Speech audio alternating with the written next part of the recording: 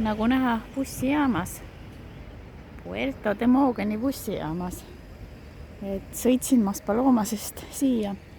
Tegemist peaks olema suhteliselt väikese 20 000 elanikuga linnakesega kirjade järgi ja ilmselt vähem turistikas, kui oli näiteks Maspalomas või kui on Puerto Rico, kus ma küll ei peatunud, kuid kus ma läbi sõitsin.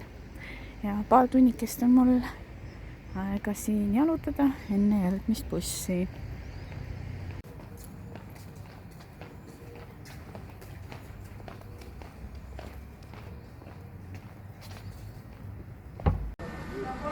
Et üritan siit väikeste tänavate vahelt teed leida Miradoorile, vaateplatvormile.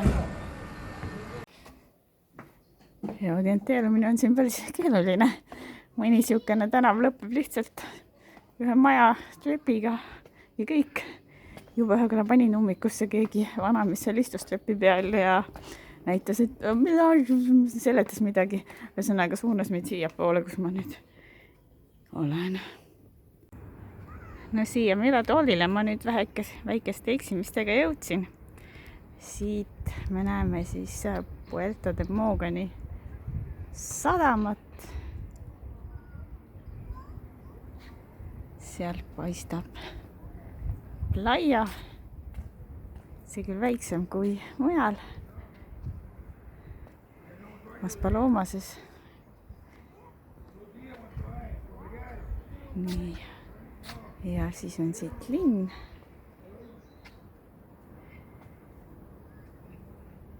Väikene infotahvel, kust ma loen välja, et see vaateplatvorm on 50 meetri kõrgusel merepinnast ja istumise kohad ka.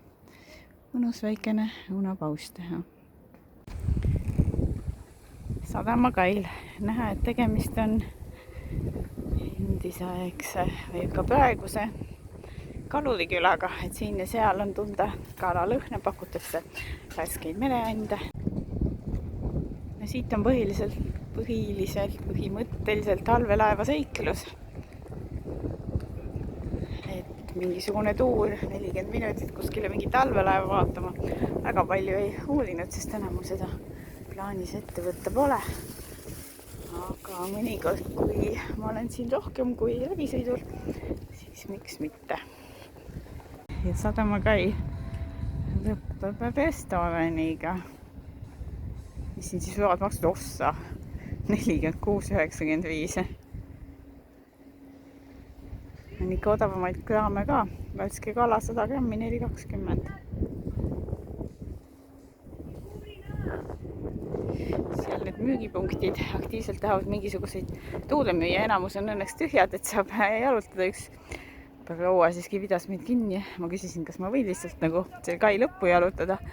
Aga et võib-olla kui tagasi tuled, et siis ostad mõne tuuri. No ei ole plaanis midagi osta praegu. Ja nüüd siia ühele põhilisele sadamalleele. See on nii lilleline pärast puhkuse piltide tegemiseks. Täna üllatuslikult on ilm suhteliselt pilves, ehkki siin saarede lõunaosas üldiselt enam-vähem kogu aeg on väike, valisin aga päeva. Ja tegelikult on hea jalutada, et eks ma olen seda väikest liiga palju saanud. Ohoo, kõrval tänav. Siin on näha, et töö käib. Kas need on tellid siis või miks siin koristajad koristavad? Kohvikud ja korterid rentimiseks ja grill ja restoran ja mida iganes. Siin Marina. Ohoo, mingi joogipunkt ka. Lauad on kohe temaatilised.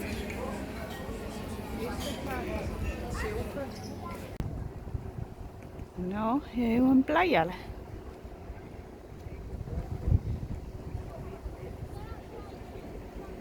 Hotellid ja seal eemal on ka mingid hotellid.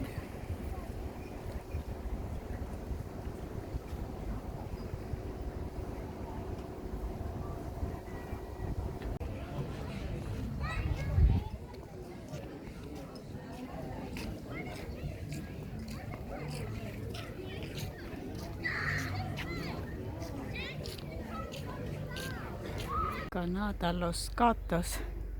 See on mingisugune pärandikoht põliselanikest, kes siit olevat elanud või asustanud seda piirkonda 1700 aastat tagasi.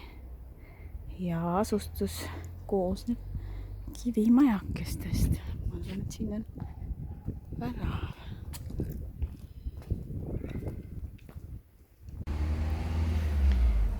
Soo, 4 eurot tükist. Okei, ma täna siis ei hakka siia sisse minema, sest mul on liiga vähe bussini aega, et seda vaatamisväärsust ära vaadata. Esimese maja saan siit ära piiluda ilmselt.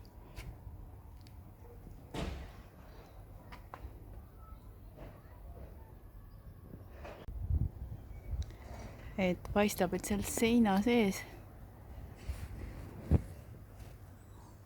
kalju seina sees on miskid uksed või asjad.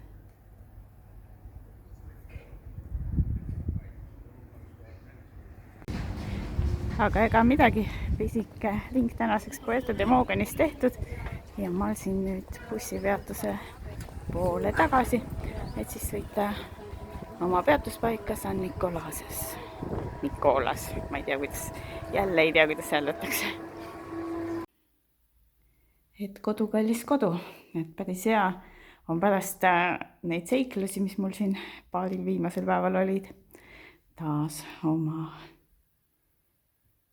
korteris olla või ajutises kodukontoris.